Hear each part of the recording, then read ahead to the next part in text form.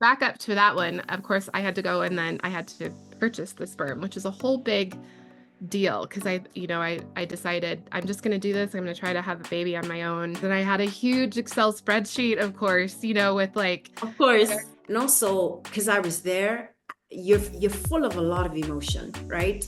So it's not just a simple rational thing of, okay, here's all of my choices, let's put them on an Excel sheet, let's run the numbers, crunch everything, boom, bam. Like I'm just gonna make the most rational decision for me. having that trust that it's going to work out the way it's supposed to work out, and kind of putting faith in that, and putting faith even in the struggle. Something I would tell Courtney to do a better job of at 39. That faith before you get that miracle is what's hard. Having faith that it's coming, however it looks, whether you're adopting a kid or having a kid, or I don't know, maybe later in life you bring a kid into your home that needs something, maybe you're fostering, whatever you're doing, you just got to keep going and keep having that faith. You're listening to Madam Speaker Says, your no fluff cheat code to becoming the voice everyone listens to. I'm your host, Machochodi. If you've been waiting for a permission slip to straighten your crown and take up space like you invented the blueprint, Madam Speaker Says got you covered. No whispers, no apologies, just you, me, and some bold ass moves. Let's get into it. Because I think it's so indicative of what we go through as moms, right? How much our identity shifts. You're somebody who is used to working out a lot, and now suddenly you need to make adjustments to how you do that. And I also want to just highlight, this is also what entrepreneurship looks like as a mom. Like, let me figure it out. But if you're listening to this and you're somebody who is like, I've always wanted to be an entrepreneur and I really vibe with the moms, listen, the number of business ideas that I've thought of that are, maybe it's a car wash service and my kid gets to come with me and there's a daycare center somewhere in the car wash, or maybe it's a nail salon because that's something else that takes me. So I just got my nails done yesterday. I mean, they kind of look gorgeous, but look at that. That just happened too. Besides that one, they are incredible. They're They are fantastic. incredible. And it took forever. Where's the nail bar that's like, bring your baby? And we Oh, got, but that's crazy. It's here in Colorado. what? So we go now with Murphy. They accept kiddos of any age, and it is the cutest. I have some of the cutest pictures you've ever seen, not on me, but Oh my of her God. getting her nails and toes done. They do a much like abbreviated version, of course, but Kelsey, my sister, my mom, and I all go. We get like the deluxe, and Murphy sits next to me, and she gets like her little, nails Oh, and toenails done, and then I have her iPad, and she gets to watch oh some my TV. God. But I have told Kels a million times, I'm like, we should start. There was a restaurant in LA, and Jessica Biel was one of the owners of it, and it didn't end up working out, but it was brilliant. It was going. There's a little childcare area, and they have a childcare professional there full time, and the moms sit and have a gorgeous lunch and beautiful cocktails. And I was like, this is Sign brilliant. me up all They have day. it in Denver. They don't. And then it didn't make it. And I'm like, I don't know why. How could it not make it? I don't know. But Well, we need that here in Denver. But we do have the nails covered. We got that on I lock. love And that. I love that. the only Um, problem with the 3-year-old is then she won't let me take it off. She won't let me take the paint off, which I think is just it's strategic because then we just have to go back to get a yeah. new. Yeah. And which is why it's a brilliant business, right? If you're in business, Yeah, because it's yeah. recurring revenue. So let's talk about two things. Let's talk about the business and let's also talk about the baby. Those are two things that we just brought up, but I think we need to bring people up to speed. One of the reasons I was so excited to speak to you, I mean, like just we love speaking to one another. It's Yeah. always a good time. But for this particular conversation, I got so excited because I understand and I was there for the whole journey of you becoming a mom. Yeah. And I know how powerful it is. Like, number one, your story of how you became a mom is unique because everybody's journey of how they become a mom is their own thing. But I think that your particular story is something that resonates with a lot of women, especially younger women who are thinking about their options and weighing those options and wondering what is it going to look like on the other side, right? Because I don't think we have enough examples of somebody like you and what the success story looks like on the other side. All we have in our head is, oh my God, like I've got to make all these choices and should I freeze my eggs? Da, da, da, da, da, but not much on the other side. So take us way back. Take us not 3 years back because Murphy is 3 years old, but take us back 4, 5 years. Take us back to the decision. I mean, maybe the first place to start is when did you know you wanted to become a mom? I didn't know till late. And I think a lot of women that I know knew much earlier than me. Like the moms who they knew in their 20s or they knew in their teen years that they wanted to be a mom, and that was not me. It wasn't until my late 20s, early 30s that I really started thinking about it and really wanted it. And then as soon as I knew, I think it for me, the situation was how do I date and make this all work? Because I used to work in international development and I was traveling. I was never in one place longer than 6 weeks for, I don't know, 4 years. And we're talking like, I'll be in Kenya, I'll be in Nepal, I'll be in New Zealand, I'll be in wildly different places regularly for my job. And then I got to go to grad school, which is where I met you in New York City. And I had more time and I was in a long-term relationship that I thought was going to progress to marriage, and ultimately it didn't. And by the time we kind of broke up, I was in my early 30s. And so um, you know, I remember being really stressed out about that because I remember being like, I thought this was it. And I thought we were going to get married. And I thought I was going to do the thing that you're supposed to do this day and age, which is get married in your early 30s, have your first kiddo in your early to mid 30s. So you've had time to work on your career, but you're still not old enough for the mean doctors to call you a geriatric pregnant. You know what I mean? I thought that's where I was headed. They're trying to change that, and I'm so glad because it's a They terrible term. can't do that. They did? They did. I gave birth at 40, full Yeah. disclosure. Yeah.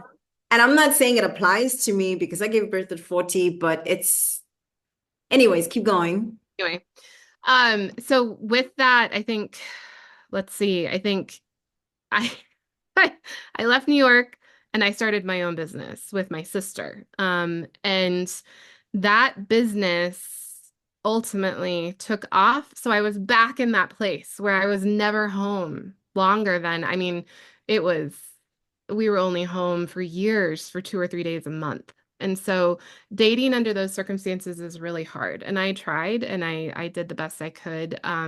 But just didn't find that person, like really, really, really, really looked, but didn't find that person and was very, very consumed with work because I loved it. And we were building this company and it was something I was really proud of, something I got to do with my sister. I wasn't going to change that for anything. So when I'd say late 30s, started coming closer, I started to get nervous. And I don't know if you even, I think I did an IUI. So I What is that? went, it's a, I don't even know what it stands for now, but I used to know all these words, but in vitro, It sounds very fancy. they just put the sperm in. They shoot you up with sperm on the right day at the right time after you've been tracking your cycle in the hopes that you get pregnant. Okay. Back up to that one, of course, I had to go and then I had to purchase the sperm, which is a whole big deal because I decided I'm just going to do this. I'm going to try to have a baby on my own. Went to California Cryobank, which is where a lot of women go, and did research on all of these donors. And I had a huge Excel spreadsheet, of course, with like Of course. their You are patient, Courtney. their travel, like what do they like, all these different things. And I would try to rate them because I was trying to create some sort of classification system for the future biological father of my child. But what was funny is that a lot of the ones that were in their PhD programs, the most important component I found of the research was listening to their interviews. So you could actually listen to the interview and hear their voice and hear how the interviewer was talking to them and interacting with them. And so many of them, I was like, oh my gosh, like there's not a lot of social graces to this person, you know, like it just didn't feel, Mm-hmm. it felt like they're a little bit too right brain for me, you know, like I guess I comes from such a creative family and a fairly exuberant family that I was not relating to a lot of these people. And so I shifted my search and I just kind of opened it up and started looking for more and different kinds. And I listened to this one interview and I was like, this is it. This is the guy. Because it was I would have been friends with this person. You know what I mean? Mm-hmm. I vibed with him. He already had That's beautiful. his three kids already, and he adores his kids, adores his wife, was doing this for financial reasons for the family, you know, like everything just lined up. And then you were able to see also the pictures of them as little kids. And they Oh. they say this, the counselors for I didn't know this because I wasn't told this, but one of my friends who is gay was telling me that his therapist had recommended that they find a donor who kind of resembled them in some way, that there was like a similarity. And it was interesting because this man kind of looked like me when I was a kid. Like it was weird. Um, so I picked him and bought a bunch of vials of sperm and I tried to get pregnant kind of as naturally as you can, you know, when you're doing it that way. And it didn't take. And I remember the next day, just I think I was 36, 37. I remember being relieved and devastated at the same time. And I remember my sister and I went to a workout class and I just laid on the floor and sobbed at the end of the class because we did kind of a cool down meditation at the end and just getting really upset. And Kelsey being shocked because I knew she knew that she didn't know I was devastated. And, you know, it's like you don't even know how devastated you are until you're going through it, you know? So anyway, gosh, it's been a long journey. So then after that, I took it as a sign from God that I was supposed to adopt, and I went through the entire process to adopt a baby from China. Mhm. Um, I went through I don't know how many home visits and had a close working relationship with a social worker that I was working with to be matched with a child in China. I think it was a 2.5 year journey, many thousands of dollars. And right as I was about to be matched, the pandemic hit, Mhm. and all adoptions pretty much stopped from China. Like everything stopped, as you know, like Right, everything. right, right. And at that point, I was almost 40, and I was like, holy moly, I'm never gonna have a kid. I'm devastated again. I need a baby. So I switched gears again and I went back and I did get my eggs frozen at 39. And then I did the insemination process where they join the egg and the sperm together. And out of they pull 23 eggs from me, Wow. and which was a lot for What? 39. Um, and I told them to take half, so take 15 and inseminate them and save the remaining, I think 8, just in case I met someone. Yeah. And those Nice. 15, they did the whole process. And out of those, I came out with 2 embryos, both female. And Wow. yeah, I one didn't know had a that part. 65% chance of going, and one had a 45% chance. So we went with the 65%, and I didn't find out I was pregnant until literally the hour before my test because I'd been testing myself. You can, you're not supposed to, but I was testing myself with home pregnancy tests for like a week and a half every day, and it was showing negative, negative. And then the night before, I basically lost all hope, but I'm like, I'm gonna do one more, like the hour before I was supposed to go in and get tested, and it came out positive. Wow. And they went in and they tested me and it came positive to them, but I forget the name of it now, but whatever the hormone level is, it was so low that they're like, we're worried it's ectopic. They're worried Mm-hmm. it's in the fallopian tube and wasn't a valid pregnancy. So then there's all that, drama, but I went back in couple weeks later and everything was fine. It was just that she was a slow starter, basically. Um, She and took yeah, her time. She's like, I'm a lady. Okay, don't rush me. but she's like that as a kid. Like, Excuse me, sir, girl, you do ma'am. it my way, period. So don't be rushing me at all. So yeah, and then 9 months later I had a beautiful baby girl and everything, the tens of thousands of dollars, the years and years of struggle are well more than worth it. And I tried to get pregnant again a year ago, and with the second embryo that I got, and it didn't take. And so I think at this point I'm done. I think, but I'm not entirely certain. I'm To not be 100%. Yeah, to be written. That part's to be written. Yeah. But thank you so much for sharing the Yeah. arc of the Full story and story. walking us through all the different moments. One of the things that pops up in my head, and I'm just wondering for somebody who is watching this video and is thinking themselves through, they're at that fork in the road and they're looking at all the different options. I'm curious if you were now, having been through this whole journey, if you were to Mhm. talk to 39-year-old Courtney, who was looking at all those different options, and also because I was there, you're full of a lot of emotion, right? Yeah. So it's not just a simple rational thing of, okay, here's all of my choices, let's put them on an Excel sheet, let's run the numbers, crunch everything, boom, bam. Like I'm just going to make the most rational decision for me. You you are filled with all kinds of emotions, and maybe you could give some color to those emotions.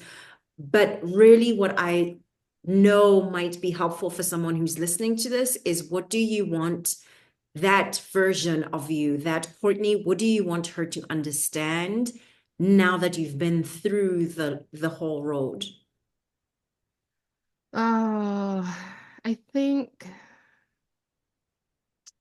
I think the biggest component that I learned and that gratefully I feel like I've taken with me is the faith component, and whatever version of that works for you. For me, as a Christian, not a diehard Christian, but like someone who believes in God, um, having that trust that it's going to work out the way it's supposed to work out, and kind of putting faith in that, and putting faith even in the struggle. Um, Something I Mhm. would tell Courtney to do a better job of at 39. Say And more like, about that. What does that mean? I think it just means that just because you're going through this really, really difficult time where you feel like you're fighting an uphill battle, um, those are the strengthening times of your life. And to give thanks for those as well, even though it's awful. In the moment, it's awful. But also just to have that faith in something larger than yourself that Yeah. got their hand on the situation for you. Yeah. And I think a number of different things have happened in my life that I know are miracles, and Murphy is definitely chief among them, the number one among them. So, um, for so many reasons. And I think, I don't know, not every time I look at her, but most times when I'm looking at her, I'm just thinking, I can't believe I've been given this miracle. And if God can give me a miracle like this, I know that He loves me. Mhm. I know that other miracles are waiting and around the corner in here. And I don't know, it's almost like proof of God's love. And so I think having that faith before you get that miracle is what's hard.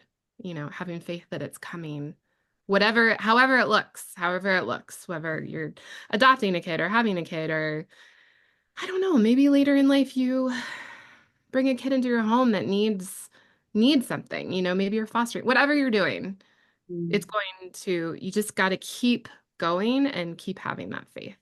Yeah, that's beautiful Yeah. and hard to do, right?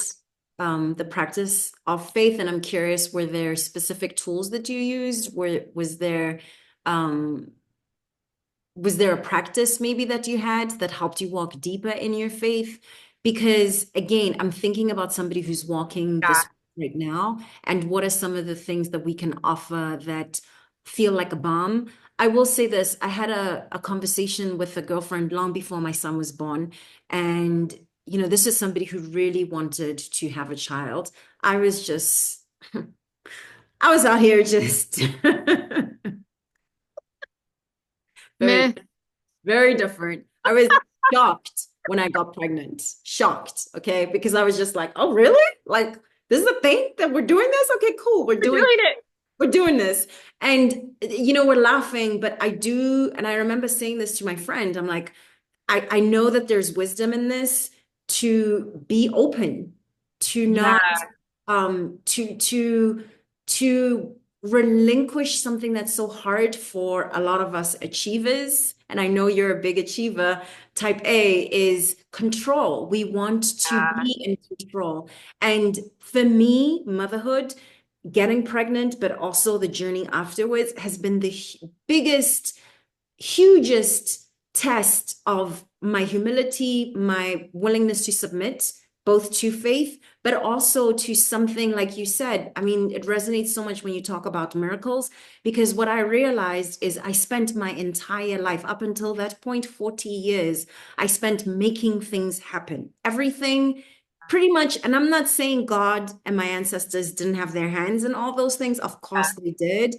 But I was so used to making it happen and then going to them kind of like for like a nice pat on the head. It's like, oh my God, good job. Yeah, you got an A star. Oh my God, we see you, we love you. And this is the first time in my life where something momentous, like tectonic happened that had nothing to do with how smart I am, how hard I worked, how many hours I spent, the numbers crunching. It had nothing to do with that. And it Yeah. taught me something really big. Like maybe if you just let go Yeah. a little Yeah. bit more in your life, cool things Yeah. will unfold for you. Maybe, I don't Yeah. know. I don't Yeah. know. No, no, 100%, 100%. And I think too, for me, pregnant, just being pregnant was incredible because because it was like, oh wow, okay. The body takes over and that's it. Yes, You're done. Like there's yes, nothing you can do. It just does its thing. It does yes, all the things. yes, And for me it was deeply humbling because yes. I had a lot of misery during the process. And it's like but your body's like, well, sorry. Like Them's the this is breaks. Them's the breaks. what we Moving need on. to We're do. filming Like here you're this week. So, yeah, you're gonna be nauseous every single day. Sorry. Like it's a girl, there's estrogen. You're gonna have to just deal with it and get over it, And like I found the humbleness in that uh shocking. Like yeah, how humbled I was by yeah, nature, by God, by your own body, just like yes. telling you this is what we're Sit doing, down. how we're Sit doing the it. fuck down and just accept this. Yeah, Okay. yeah, yeah, yeah, 100%, 100%. And I remember too, I think this is weird, it just popped in my head, but I was part of the Tory Burch, like she has a fellowship program for women entrepreneurs, and I went to one of her events. Kelsey and I were there, and I Fancy. remember, Okay. no, no, Fancy. no, this was like anyone could go. It wasn't that big of a deal, but It anyway, is. this lady was there, and she was a badass business owner, and she stood up and she goes, "I just want you all to know that." Uh, every day when you wake up, you are not going to be the best wife, the best mother, the best business owner. She goes, you might have a day where you're a great business owner, you're a crap wife, or you might have a Mm. day where you're a wonderful mother, but your work is going to, suffer and suck. And she goes, and that's just how it is.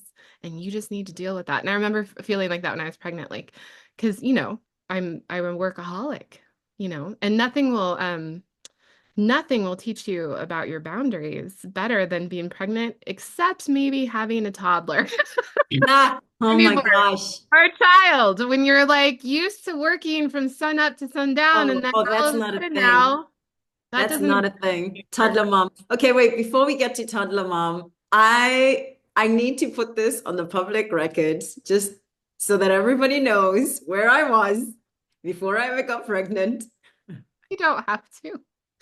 You don't have to put it on the record. So we're talking, right? Baby is already born, and I don't have a baby at this point. And I'm on the phone with Court, and I'm like, so how's everything going? Like, how's the baby? How are you? How's life? Oh my God, you must be like just floating on clouds.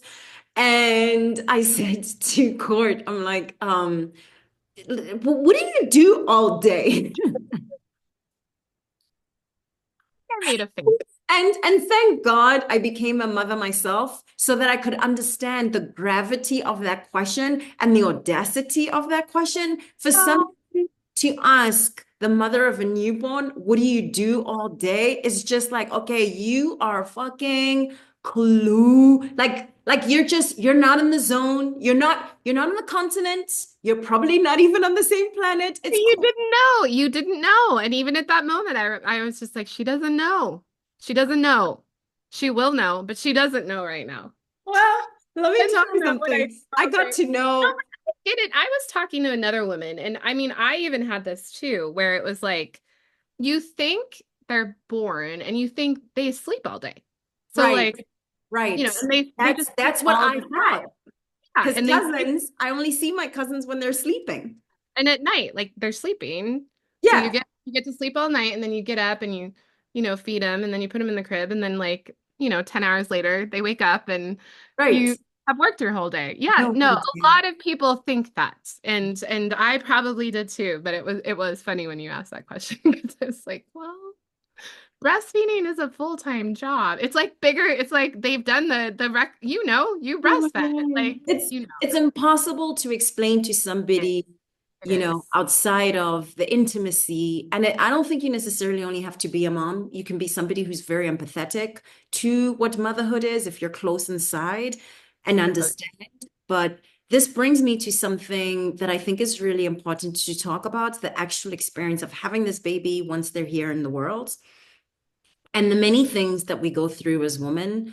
What I want to talk about and what you have schooled me on is some of the science behind what happens to you and your body. Because I have to tell you something. I read a brilliant book. I wish I could remember the title, and I will put it in show notes because it was such a helpful book. It was about the science of pregnancy and how understudied pregnant women are. Women in general, we know, are understudied, but Yeah. pregnant women and how much that's to the detriment of humanity, right? Yeah. Because a human being woman, when she is pregnant, she grows a whole fresh organ from scratch in less than 9 months. In weeks, a fresh organ just pops out, right? Yeah.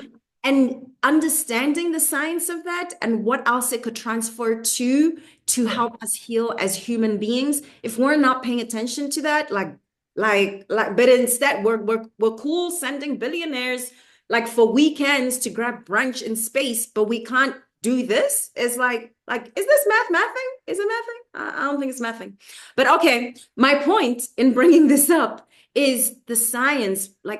The more we understand the science of what happens to our bodies, the kinder and more humane we can be, but also our policies. One of the things I found so surprising, and it just knocked me cold, you helped me through this, is last year, my baby's born in 2023, fine all year and born at the beginning of the year. So I had like actually a dream year. My book came out the same year. You can tell me I wasn't like I was all the things, right? 2024 comes around, so his second year of life, Yeah. nobody told me you could get postpartum 2 years later. Nobody, Yeah. nobody told me that. Yeah. And also I don't think anyone had told you that every time you're nursing, you're getting a hit of oxytocin and your baby's getting a hit of oxytocin. And so of course, when you stop, you're not getting this hit of the happiness drug. Like that Yes. is it's the happiness bonding drug. You're not getting that hit. And then you wonder why you're depressed all the time and why your body is like, what the fuck is going on? Like I feel It's my like happy juice. it was your happy juice. And I pushed off ending nursing for that exact reason. Because I was like, Mm. I am my most chill, my most calm, my most happy, and so is Murphy. Like not every woman has that, you know. I think there are a lot of women who don't have that, but some women do, and we did, and it was like this beautiful, like butterflies are butterflying around, you know, like we're in heaven, we're in utopia because we're both like getting hit with the oxytocin and Yes, feeling happy. So yes. yeah, it's incredibly frustrating and makes me incredibly angry, and it just feels like now people are talking more about postpartum. And I don't know if you had this, but before I left the hospital, I had to take a test. Did you have to fill out a form that basically was your mental health? No. Okay. Yes, I did. I'm rolling my eyes because It it didn't was help. just so not meeting the mark of where women are right now. How we talk about conversations like this, and also how you approach somebody who is in the most fragile state of their life. Like when you're so vulnerable after you've given birth or just before you give birth. And Or put to put the enormity of what postpartum experiences are and can be into a form that's just one page and like, let's just check off boxes. To me, I was like, I can't engage with this because you're not taking this shit seriously. I was fine at the time. Like I had the mental wellness and wherewithal, but I was so turned off from that approach. It just did not at all seem to meet the moment, you know? I do. Oh, I do. I do completely. And I even just want to back up from this a little bit to actually giving birth because Mm. it's another example, and I think this is to your point that every woman should have a doula, or every woman needs to have an Yes, advocate with her next to her. yes. Probably, I don't have a husband, and so I don't know. I can't speak to that, basically. I can't speak to that relationship. Right. All I know is that my mom probably saved my life and Murphy's life. And I probably saved Murphy and my own life. But I'll tell you why. And that's because, and she was there with me, and Kelsey was there as well, but she was running around trying to help in a different way. But anyway, basically what had happened with me is I had labored for 24, Mm. 27 hours, 27 hours. I'd put three of those were pushing and couldn't get her out. And at the end, I swore I had an epidural 13 hours in because I could no longer stand it. But I remember at the end, I'm like, something is wrong. Like I am telling you, something is wrong. I can feel her thrashing. Something's not, Mm. something's not right. And I had two amazing nurses at the beginning of my time there. And they go on 12-hour shifts. So I had one amazing nurse and I had another amazing nurse. And I can tell you why that is because the head nurse there was friends with my friend who is a maternal health practitioner nurse in Denver Health. And she said, you get her the best nurses on your rotation. And I did. I got the best. They were incredible. But right as I was delivering, that lady left. The new head nurse came in. I got put with someone else who I had no idea, literally while I'm pushing, had no idea who she was, what was going on. And she was not a good nurse. And she was not listening to me. I was saying, Mm. something is wrong. I am telling you something is wrong. And she kind of was like, okay, well, let's try this other position. And my mom's like, no, go get the doctor now. And the doctor came, took one look at me, took one look at the whole situation, and immediately rushed me to an emergency C-section, got Murphy out. Murphy was, they give it you the score Right. of your child right when they come out. She was a 3. She was blue. She wasn't breathing. They were having trouble getting her breathing. Kelsey was watching because I couldn't see, and I could just tell by the look on Kelsey's face, like something is wrong. I don't hear my baby crying. I don't know what's going on. Like, I am not okay with this. I don't mean to, I hope this isn't bringing up any trauma for you or anyone else listening, but anyway, No. just saying that, Part of the problem is we don't talk about this. okay, well, I'm just telling you that my mom I'll give my doctor credit. My doctor too. He immediately looked at me and said, and my doctor delivered my sister. That's how Oh, long wow. has Wow. known and been part of our family. And he saved my mom and my sister. So, I mean, he's an incredible doctor. But I'm just saying, it's just all it takes is that one person not listening to Yeah. you in Yeah. a crisis situation. Yeah. And so that's why I think every single woman who goes through this experience needs to have that person. And Yeah. if that person is your husband, that's great. But a lot of women I talk to are like, that wasn't my husband. I Right. needed my They're in overwhelm mode quite often. totally. I mean, this is their wife and their child. Like Yes.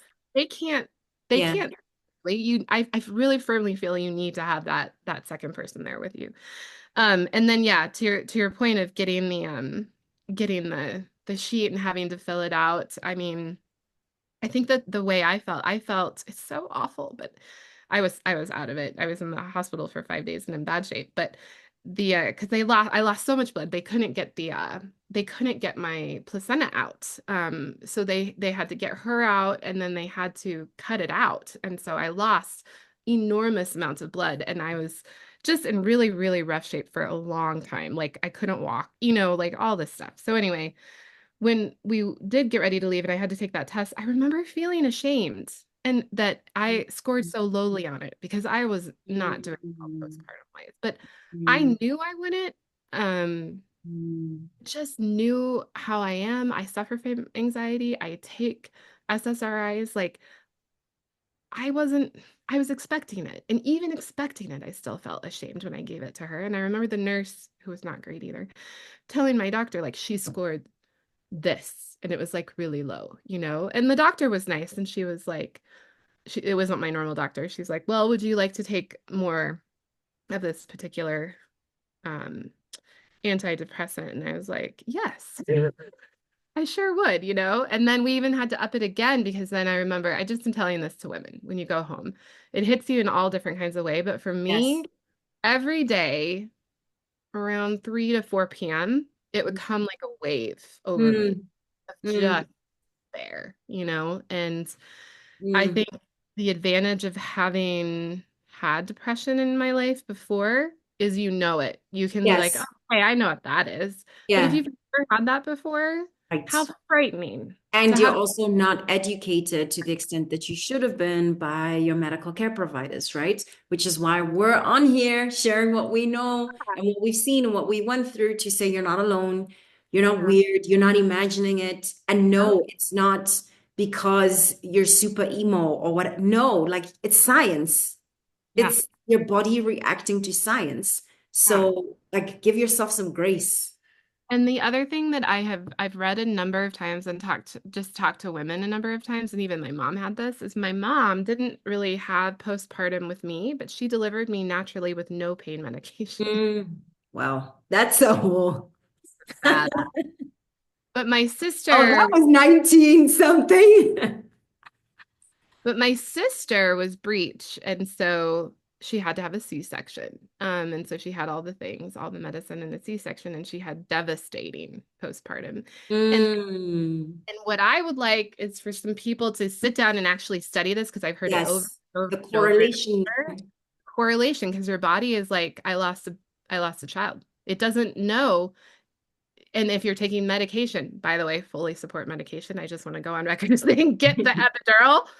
But even those who are getting epidurals and having natural births who aren't having C-sections like I did, they're having this as well because again, it's like it's masking your body's kind of knowledge of what happened. And I just really suspect that your body thinks it lost a child. And that's part of the reason that these women, including myself, are going through this awful postpartum depression. And why aren't we studying this? And why aren't we understanding that, like, if you have a C-section, this is probably going to happen. If you have an epidural, this is probably going to happen. Even if you have natural birth, it might happen. But like, let's have The prevalence is higher. it. Yeah, It yeah. is. I want to acknowledge anybody who's going through something right now. If you are, both Courtney and I, our hearts, our mind, our love is going out to you because having lived through postpartum, I can tell you it is not a joke. It's not something to take lightly.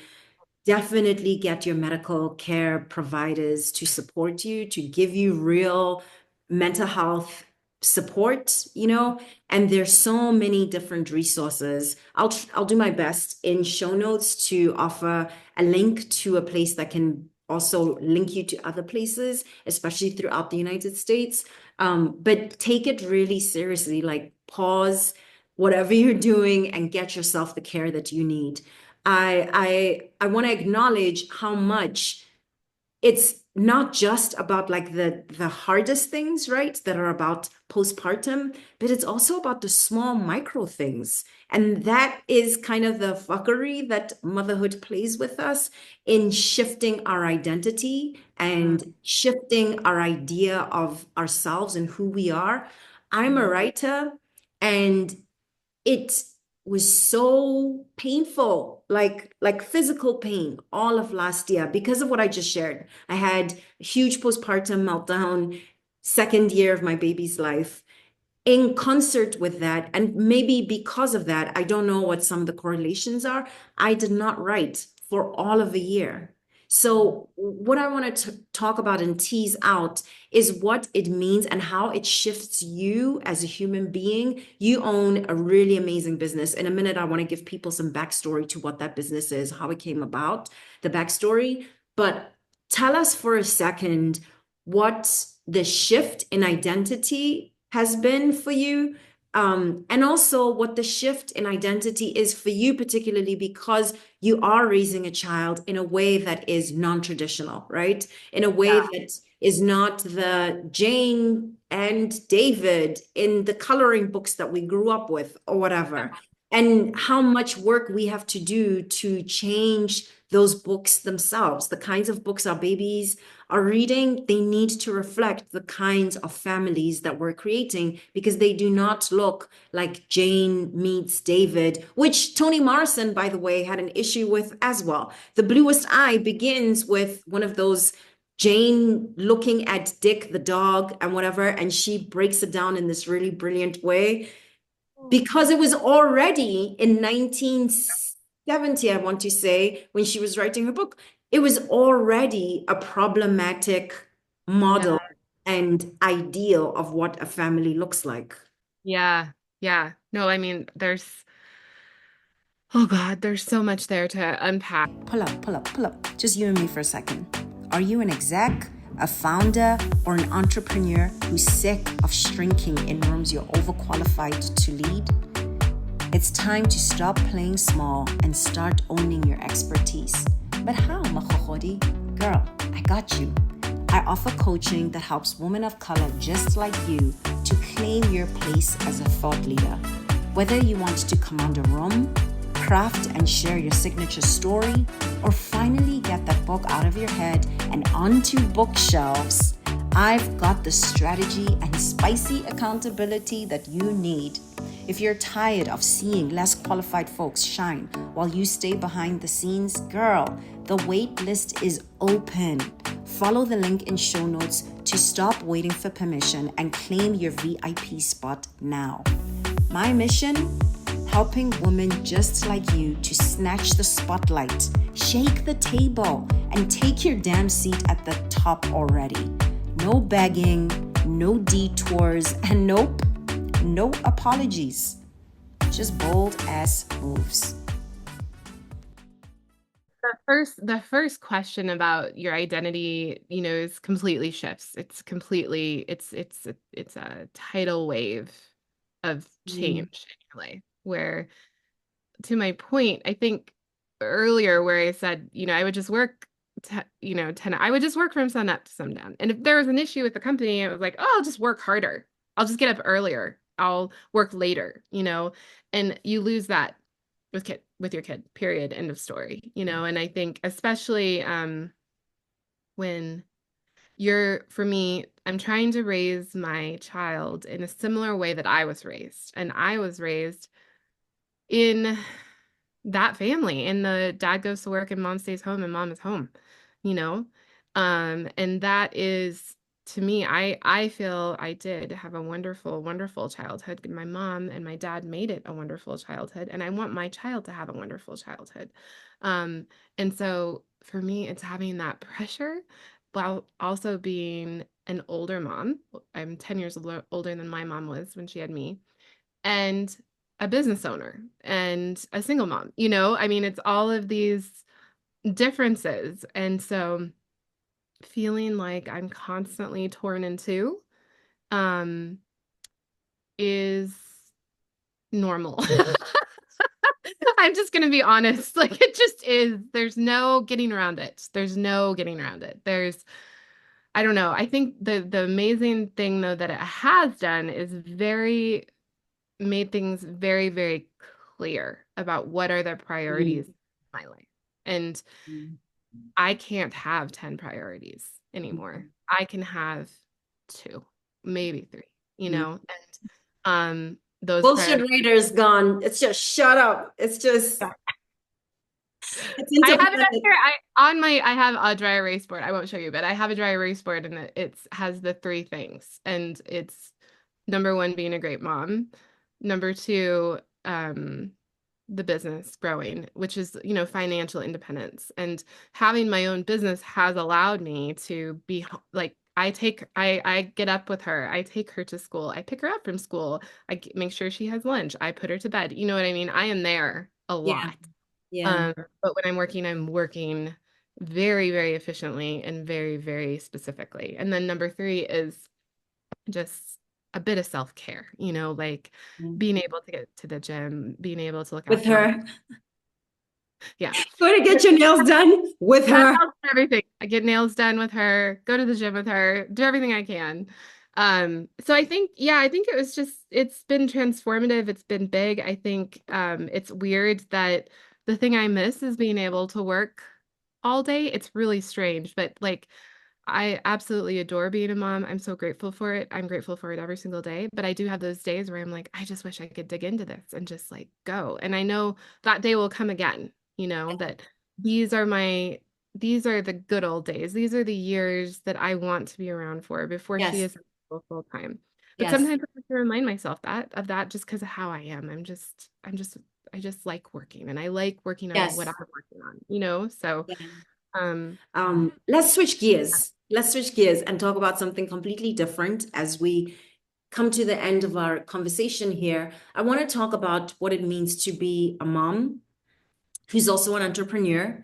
Um, and this is really a tease because we're not going to get into the full depth of that conversation. I think it's its own huge conversation that probably, if you guys are interested, please let us know. yeah, let us know.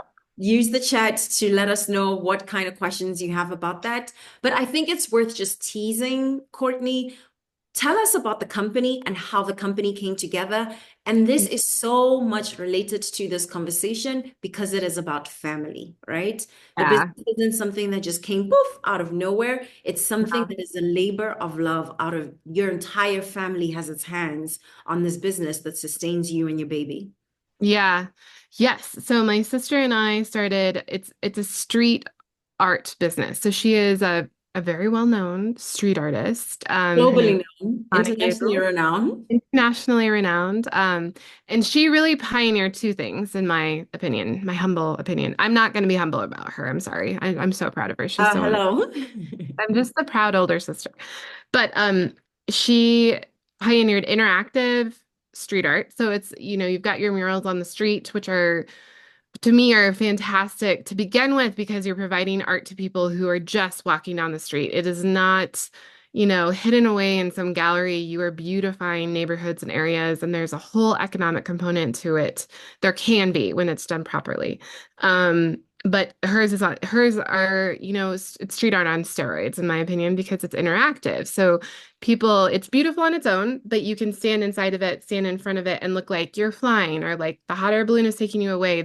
She does a lot of very whimsical, very feminine pieces that I think she has an ability to just tap into and connect with what your dreams have always been. We've always dreamt of flying ever since we were little kids, and now here's an opportunity. Or we've always wanted to have an excuse to feel strong or feel beautiful and then to take a picture of it. And then the second component on top of that, the extension of her brilliance is that she added a hashtag to it, and it's hashtag what lifts you. And so people then are invited to share like what is most important to you in your life. We aren't asked enough in this life. What is most important to you? why and share that on social media. And we're certainly not asked that on social media, where social media has become such a brutal, brutal place. Let's make it a little bit kinder. And so she's really exploring this intersection of creating living works of art and social media and public art and street art and in really, really interesting and fascinating ways. And I think what makes it even more fascinating, in my opinion, is she's just not one of, not that this is wrong. I think art for art's sake is fantastic, but I don't know how many artists are out there creating opportunities for other people to feel artistic, to feel creative, Mm, to mm, be creative with mm, their art. Like mm. that's what she's encouraging people to do.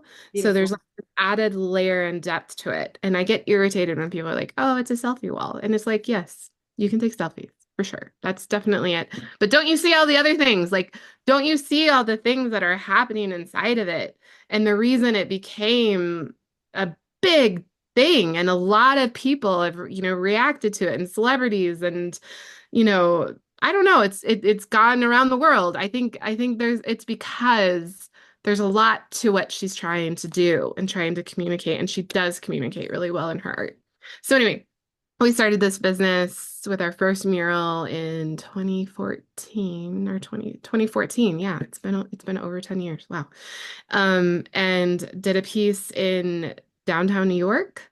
We got this wall that was a rotating art wall. She put up a set of wings and put up hashtag what lets you. And because we both were in social media strategy at agencies at different times in New York City. And it went wild. It did well immediately. And then Taylor Swift saw it and she stood in front of it. And then it went really wild. And then it just kind of grew from there. And we kind of grew this large street art business around interactive art, interactive murals. Which is now in its 10th year. There are years there where we were traveling we were in a different city every week, if not two every week, all over the world doing these fantastic art pieces. It was incredible. And now I think the company is starting to mature. And we're doing interactive murals 2.0, which are really interesting pieces that have 3D components to it that kind of we might be joined by a small human here in a moment. Yay! Talk about apropos. She's like, are you talking about me? Excuse Yeah, me. I know. Do you want to come say hi? Well, you tell me when. But anyway, 3D components, and we also have retail components that we're exploring with Kelsey's art. Here she is! Here's the woman of the hour. Can you just say hi, Mahawati? Say my Mahawati. She's also a little shy. So, Okay. That's okay to be shy. Hi, sweet. speaking of childcare, I think Grandma's downstairs and I think she got pulled away for a moment. So sorry about that. But No, no worries. I'm going to wrap here because I respect, Murphy needs her mommy. Murphy needs her mommy. I have 101 other questions, and I'm sure okay. anybody. Murphy, how are you? How are you, sweetheart? And I'm sure anybody who has joined us has 101 questions as well. What I most wanted to ask, and I'm just going to put a pin on this question for Mhm. later. If folks are interested, please let us know. Maybe this is a conversation that we explore in another conversation. If this question resonates, we could explore another conversation. We've spoken a lot about the challenges of motherhood and how our identities have been shifted and how we've becoming people who are different from who we were, right? No, you Yeah. cannot work 12 hours straight anymore. And what Right. I'm wondering is what are the gifts that change and that shift opens up? And specifically, I was going to ask around the business because yes, the business is maturing, the business is evolving, and some of those changes are Murphy pushing and asking for very specific things. Like she has very specific needs and desires. No, you cannot be outside in the sun, in the heat for 12 hours with me or without me because I need you. Like I'm breastfeeding when she was breastfeeding. And so Yeah. my question, and I think this is a really big question, maybe other people, this is a place to join in chats. How has how has motherhood actually been a gift to think about challenges in a new and fresh way? What does it open up that started off as a, oh my God, this sucks because I would have. And instead, it becomes a moment of creativity and a moment of opportunity to say, actually, maybe this is a great time for us to explore blah, blah, blah, blah, blah, All these right? different things. Yeah, totally. I have a Don't lot to answer it. Oh, We'll I get have a lot to say on it because she is a complete and total gift in every way. yeah. And I can't imagine my life without her, nor would I want to. And the ways that we've changed as a company to accommodate it are Yes. fantastic and needed to happen Yes. because it's Yes. not good to work the way that I was working. It's not. It's just not. So, yeah, I have a lot of comments on that, but Yeah. let's talk about it next time. To be continued, TBC. The question that I am going to ask you, and in closing, and we know that Murphy is what lifts you, so we can get that out of the way, okay? Yeah. Tell us what lifts you. What in this moment, today, in this moment in history, so much wildness is happening, headlines every single day. You go to the grocery store and they're talking about like fork over $20 for a carton of eggs. It's just it's I know. falling out here. It is. What It are the is. what are the moments of levity and what lifts you that is specific to you? And I'm asking this also for anybody who is joining us on this conversation, because so often as mothers, as caregivers, the way that we're supposed to, society expects us to enjoy ourselves, take care of ourselves, be grateful for anything, it's through other human beings. And I'm like, I'm sorry, like I was mahohodi long before anybody else came along. Okay. I came into this world in my mama's womb. It was just me. And I owe myself something and I deserve something. And I need to be lifted as a human before I can start lifting anybody else. What's Yeah. lifting you right now? Gosh, that's such a good question. And I think I know this sounds strange, but beyond the Murphy Moo, of course, the number one, what I am finding so wonderful and I'm finding myself just creatively challenged and excited every day is because of technology. And I'll just explain that. Mm, Um, we've started doing so much more product. And we have an Etsy shop connected to our store. But I get to design a lot of it. So I'm taking a lot of Kelsey's designs and creating. And the ability to use Canva, I yes. never learned Photoshop. I thought it was ridiculous. It still is ridiculous. It's ridiculous. Well, But now I'm curious how their business model is going to do because of thank Canva. you. Thank you. And I'm I'm so like, curious. good. They have been, in my opinion, I'm sorry, but it's true. They've been like the gatekeepers for creativity because you have to sit down and learn this like antiquated Get a system with PhD you do. in this thing Well, that, now you have Canva and you don't have to do that. And to me, that's technology. And then on top of that is the print on demand system, Printify. Um, it's changed our lives because, and again, this is technology. They've figured out how, and it's so good for the environment. It's a print on demand. on So demand. I put in the designs that Kelsey and I work on, and if someone buys them, they are then made and shipped. And it's incredible this connection of factories all over the world that are part of this system, and you just have to put this thing in that you're learning that you've done on Canva because you don't have to do Photoshop. I just feel like creatively there were so many barriers Yeah. to creating cool businesses and getting your creativity out into the world that no longer exists now. The Yeah. barriers are gone because the technology is on fire. So to Yes. me, that's giving me life right now. I'm really, Yeah. really enjoying being part of that and doing that. And also, it's a whole new version and thing that we're going to do for our business. So, you're That's right. exciting. So anyway, that's what I would say. I would say technology right now and just the ability to be creative is really lifting me up. I love it. Again, thank you so much for joining us. Courtney, I love you. I love you. I love you too.